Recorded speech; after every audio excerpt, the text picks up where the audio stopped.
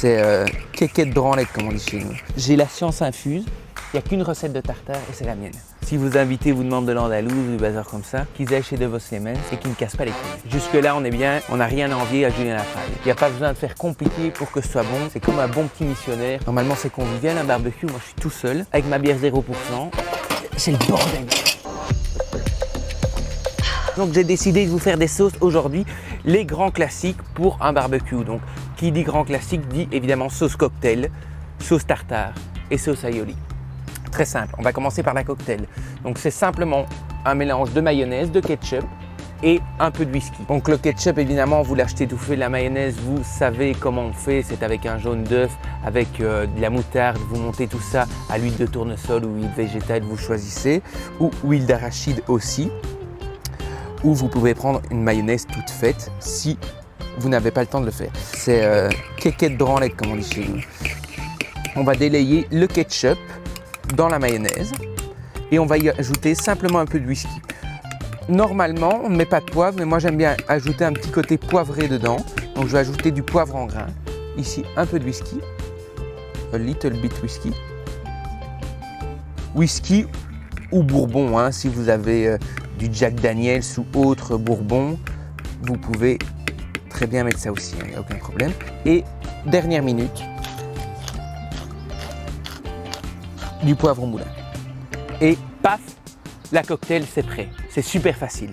Donc c'est super bon, il n'y a pas besoin de faire compliqué pour que ce soit bon, c'est toujours bien simple. C'est comme un bon petit missionnaire, parfois c'est le plus facile, mais c'est toujours bon, quoi.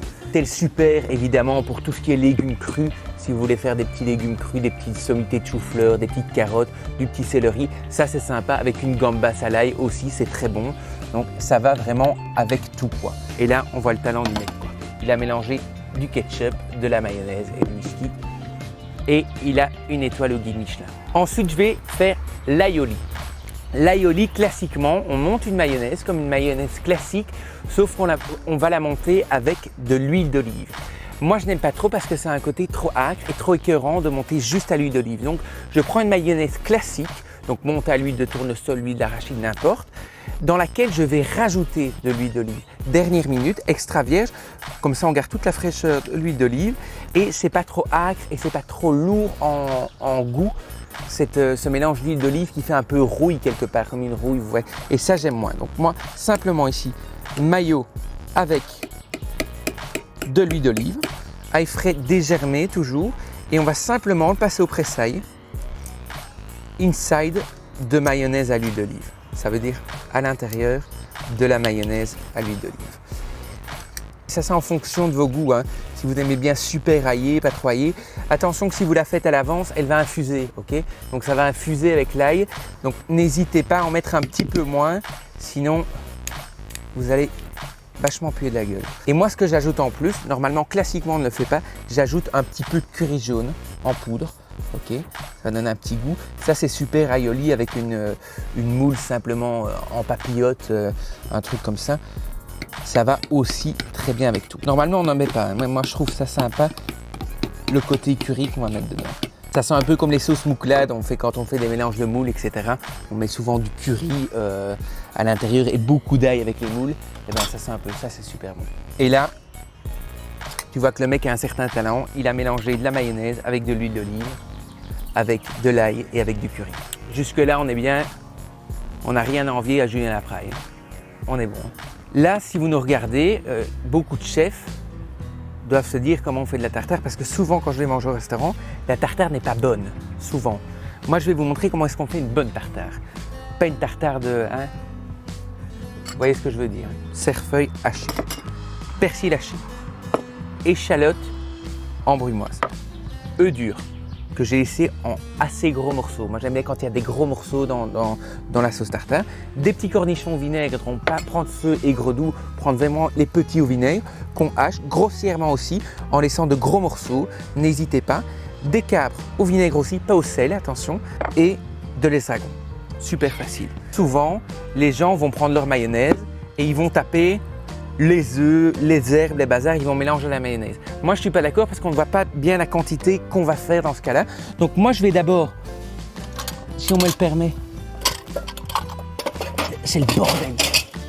barbecue, il n'y a personne pour m'aider. Normalement, c'est convivial un barbecue. Moi, je suis tout seul avec ma bière 0%.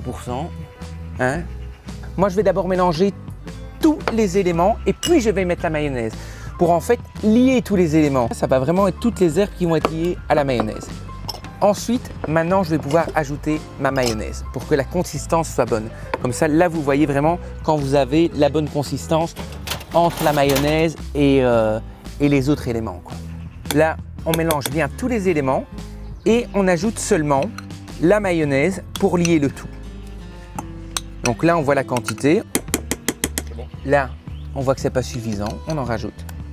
Il faut quand même que ce soit une sauce, hein. C'est pas une rémoulade d'herbes, etc. Il faut on en rajoute bien. Là, ça commence à être bien. Vous voyez la texture. Là, il y a plein de morceaux, des gros morceaux. Il faut que ce soit vraiment rustique, une tartare. Vous voyez, quand vous avez des tartares dans une friterie, tout est mixé comme ça. Ça, c'est pas une tartare. Ça. Les tartares, il faut qu'il y ait les morceaux dedans. Ça, c'est petit. Et ça, moi, je mangerais ça à la petite cuillère, quoi. Un tour de moulin. Mustard, ça veut dire moutarde. Un petit peu pour rehausser vraiment tout le goût. Moi, j'aime bien que ce soit puissant.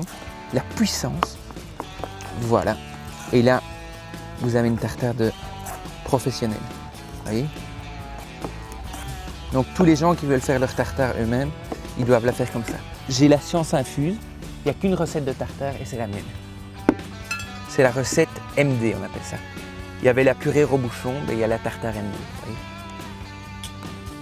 C'est pas du tout de la prétention, hein. C'est simplement de la conscience. Et là, pour faire un barbecue, on a les 3 sauces de base. Si vos invités vous demandent de l'andalouse ou du bazar comme ça, vous les renvoyez chez eux, qu'ils aillent chez De Vos Siemens et qu'ils ne cassent pas les couilles, vous voyez. Ciao McFly.